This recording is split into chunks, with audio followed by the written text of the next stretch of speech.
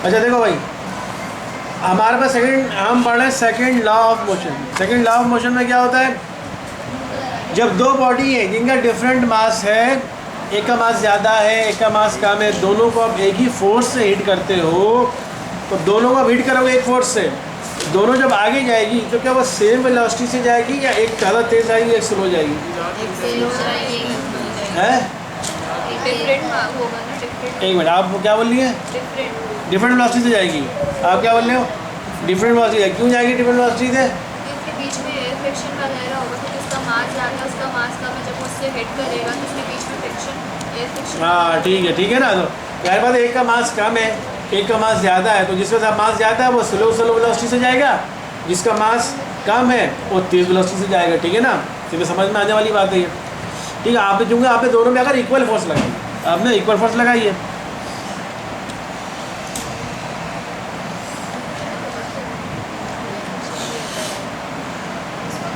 तो न्यूटन का second law हमें यही बताता है कि रिलेशन बताता है, आपने दोनों मार्बल के पीस के ऊपर फोर्स लगाई थी, उसके नतीजे में किसी वेलोसिटी से आगे मूव हुए, उन्हें एक्सेलरेशन प्रोड्यूस हुआ।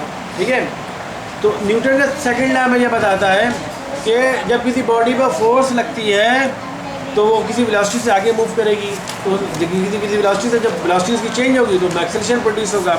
तो न्यूटन का सेकंड लॉ हमें ये बताता है कि फोर्स और एक्सेलरेशन में क्या रिलेशन है।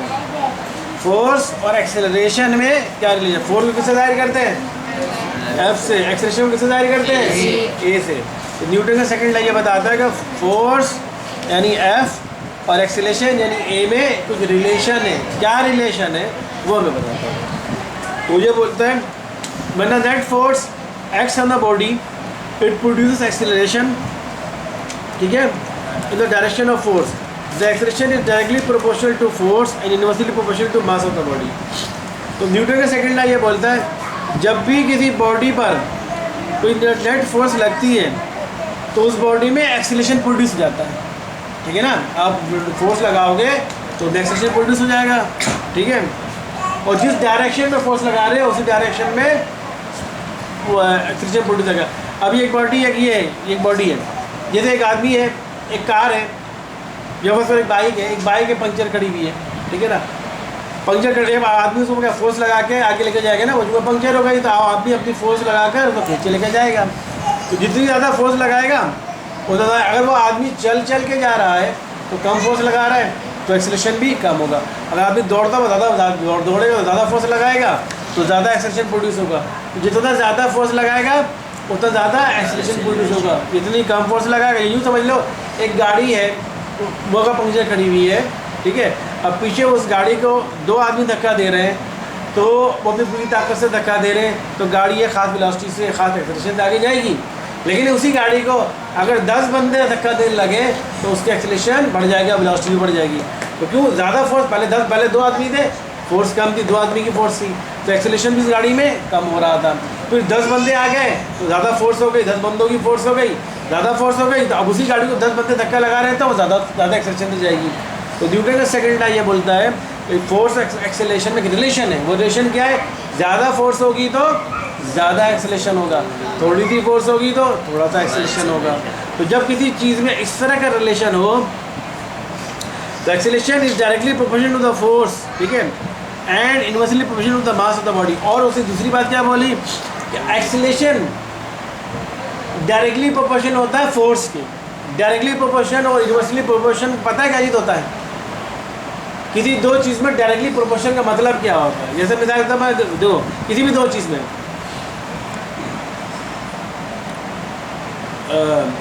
डायरेक्टली प्रोपोर्शन का मतलब ये होता है, किसी भी दो चीज़ में बात कर रहा हूँ कि मिसाल के तौर पर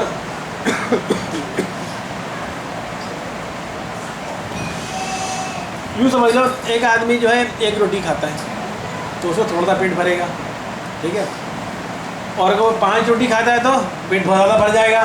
यही होगा ना ये? बस करो भाई, देहात में लोग खाते हैं 5-5 10-10 रोटियाँ खाए थे, उनको पता ही चलता। शहर के लोग नहीं खाते, देहात में आज भी लोग खाते हैं 5-5 रोटियाँ 10-10 रोटियाँ खा जाते हैं, और 10 रोटी खाते हैं उनको पता ही चलता है। कोई बात नहीं, 10 रोटी खा ली। हम लोग शहर में खा नहीं पाते, हमने 10 रोटी सोच के घबराया, 10 रोटी कौन खाया था, हमको मोशन आया था। तो एक आदमी एक रोटी खा रहा है तो उसका पेट थोड़ा सा भर रहा है, एक आदमी वही आदमी 10 रोटी खाएगा तो पेट बहुत ज़्यादा भर जाएगा, ठीक है। तो रोटी की क्वांटिटी कम है तो पेट भरने की क्वांटिटी भी कम है, ठीक है। रोटी क्वांटिटी ज़्यादा कर दी तो पेट भरने की क्वांटिटी भी ज़्यादा, पेट भर भी उसी स्पीड से जा रहा है, ठीक है। कोई अच्छी एग्जाम्पल बताओ इसके, मुझे तो अभी एग्जाम्पल ध्यान में, कुछ एग्जाम्पल बताओ इसकी। जो चीज़ मैं समझाना चाह रहा हूँ इनडायरेक्टली पोर्शन में, यानी एक चीज़ अगर हो तो उसके नतीजे में दूसरा काम जो होगा साथ साथ ये ज़्यादा बढ़ेगा तो ये भी ज़्यादा बढ़ेगा। तो अगर यूँ समझ लो, हाँ इस रूम में टेम्परेचर है, इस रूम में टेम्परेचर है अभी मिसाल के ऊपर 25 डिग्री सेंटीग्रेड, तो अभी हम लोगों को पसीना नहीं आ रहा, बहुत मुश्किल है, मतलब एक टप टप पसीना आ जाएगा। हम 2 घंटे तक बैठे हैं, मैं अगर 2 घंटे तक पढ़ाता हूँ तो हो सकता है मुझे एक ड्रॉप आ जाए पसीने का, पढ़ाते आ जाए, क्योंकि टेम्परेचर इस कमरे में 25 डिग्री सेंटीग्रेड है। अब इस कमरे का टेम्परेचर अगर 25 डिग्री सेंटीग्रेड बढ़ाकर 60 डिग्री हो जाए तो पसीना सिर्फ मुझे नहीं आएगा बल्कि सबको आना शुरू हो जाएगा। टेम्परेचर बढ़ रहा है तो पसीना भी उसी तेज़ी से बढ़ रहा है, टेम्परेचर जितना कम होता पसीना उसी तेज़ी से कम, नीचे से कम होगा। तो डायरेक्टली रिलेशन उसे कहते हैं, जब भी एक चीज़ में इजाफा हो तो दूसरी चीज़ में भी इजाफा हो उसी हिसाब से, एक चीज़ में कमी हो तो दूसरी चीज़ में उसी हिसाब से कमी, इसे कहते हैं डायरेक्ट रिलेशन। समझ आ गई बात ये?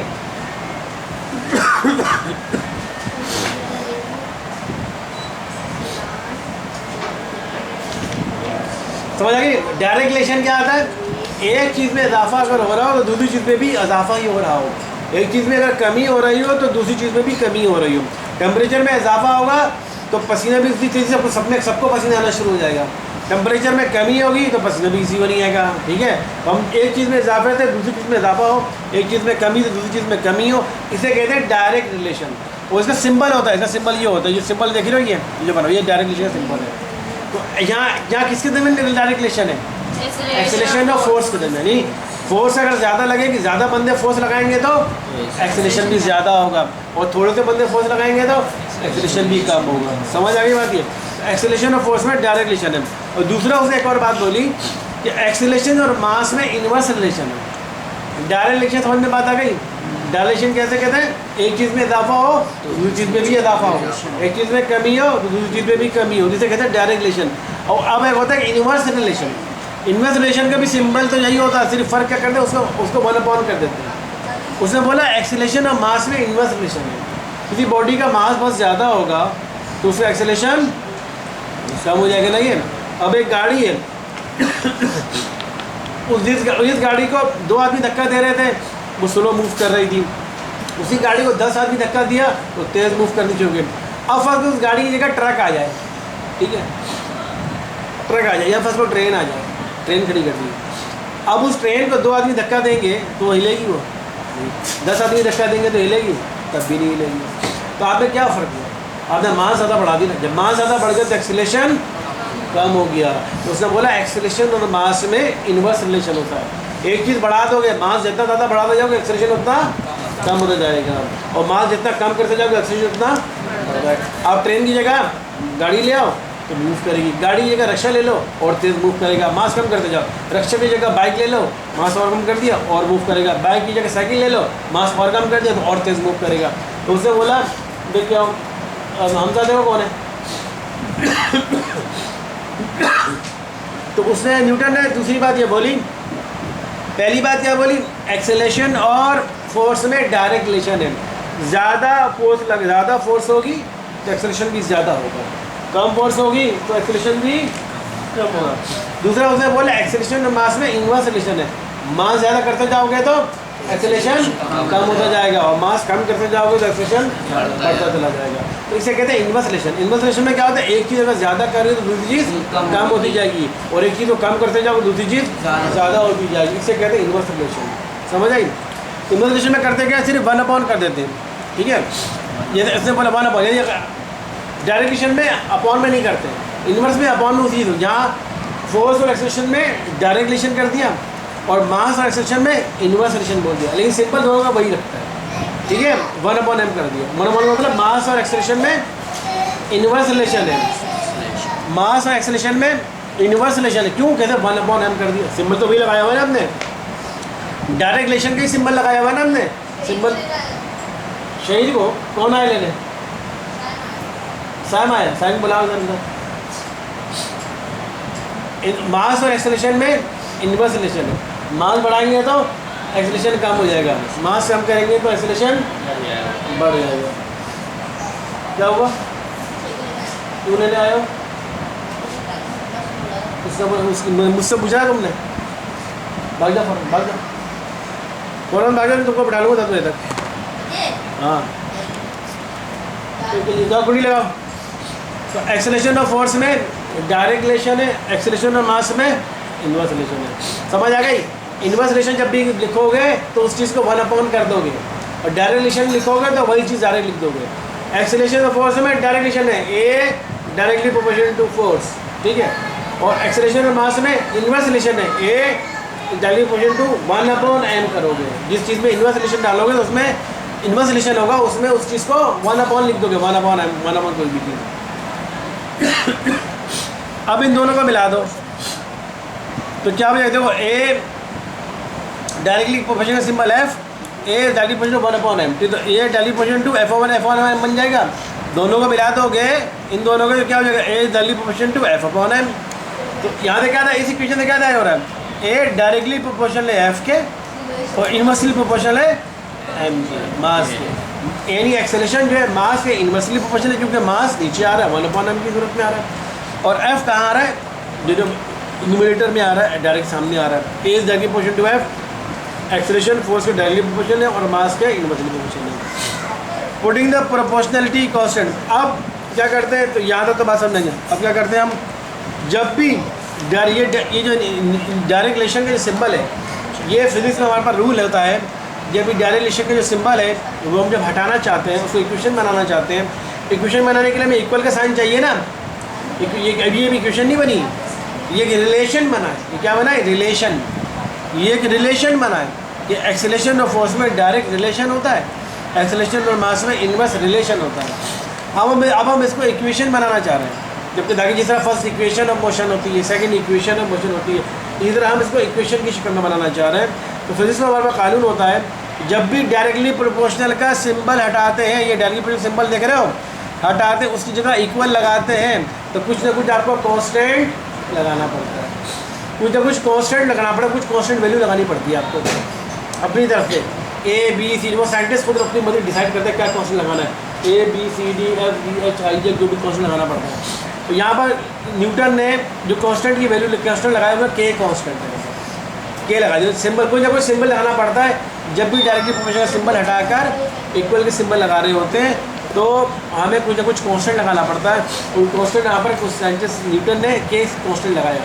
उस कांस्टेंट नहीं, कांस्टेंट वो फिक्स वैल्यू होती है, कांस्टेंट की फिक्स वैल्यू होती है। उस कांस्टेंट की कुछ वैल्यू बहुत से साइंटिस्ट कांस्टेंट की वैल्यू बताते हैं, इस कांस्टेंट की वैल्यू इतनी है, इस कांस्टेंट की वैल्यू इतनी है, और बाद में उस कांस्टेंट की वैल्यू को बताई भी नहीं जाती। तो यहाँ पर क्या हो गया, ए इज इक्वल, इक्वल क्यों लगाया? क्योंकि डायरेक्टली प्रोपोर्शनल सिंबल हम हटा रहे हैं, उसको इक्वेशन बनाना चाह रहे हैं, हमने इक्वल लगा दिया। जब डायरेक्टली प्रोपोर्शनल सिंबल हटता है, इक्वल का सिंबल लगता है, तो कुछ ना कुछ कांस्टेंट लगाना ज़रूरी होता है। तो वो कांस्टेंट हमने यहाँ पर के लगा दिया, उस साइंटिस्ट ने न्यूटन ने के लगा दिया, के कांस्टेंट लगा दिया, f/m हो गया। अभी जो क्रॉस मल्टीप्लाई करा लो, तो अब बल्कि यूँ करो, के एफ से क्या हो रहा है मल्टीप्लाई, वहाँ भेजोगे तो एक नीचे डिवाइड, अब बल्कि एफ को के से मल्टीप्लाई करा दो, एफ को के से मल्टीप्लाई करा दो, एफ के से मल्टीप्लाई हो जाएगा, और एम उधर जाके ए से मल्टीप्लाई हो जाएगा। डिवीजन जो मैं वो कहते हैं, क्या कहते हैं, क्रॉस मल्टीप्लिकेशन में, क्रॉस मल्टीप्लिकेशन बता चुका हूँ ना मैं। तो ये क्या हो जाएगा, ए इक्वल टू के, बल्कि यूँ दिखाओ, मैं इससे मत सिखा दूँ जरा, ये तो कैसे होगा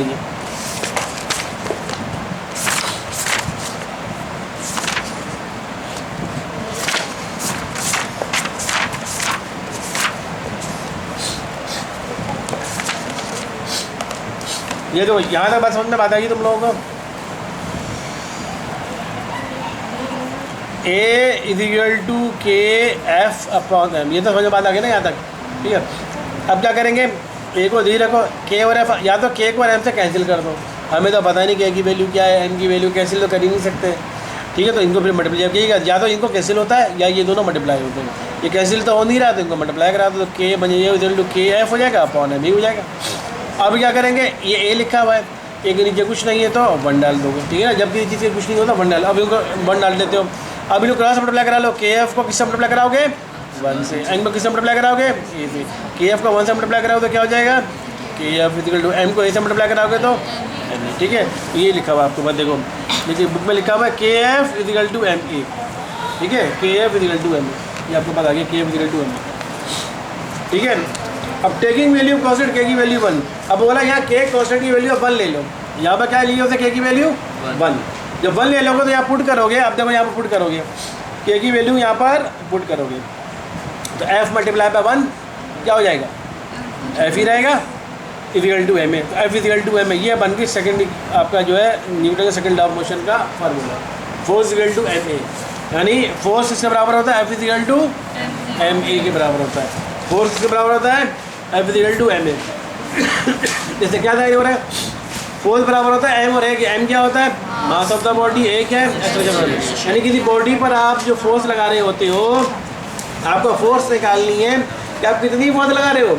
ये एक बॉडी है, इस पर मैं फोर्स लगा रहा हूँ, मैंने फोर्स लगाया, फोर्स लगा के इसको यहाँ से वहाँ तक पहुँचा दिया, अब मुझे निकालना है कि मैंने इस पर कितनी फोर्स लगाई, तो इस फार्मूले से निकालो। कैसे निकालोगे, फार्मूला होता है force equal to M A, M का मतलब मास, इस बॉडी का मास कितना होगा, अंदाजा मिसाल तो 20 ग्राम, ठीक है, मल्टीप्लाई एक्सेलरेशन, एक्सेलरेशन फर्स्ट को किसी इंस्ट्रूमेंट के जरिए एक्सेलरेशन मेजर कर लिया कितना एक्सेलरेशन प्रोड्यूस हुआ, तो हमने एक्सेलरेशन निकाल लिया, मतलब 5, मल्टीप्लाई करा तो 100, तब बोलोगे इस पर जो फोर्स लगी थी वो 100, तो फोर्स की यूनिट क्या होती है न्यूटन, 100 न्यूटन की फोर्स लगी थी।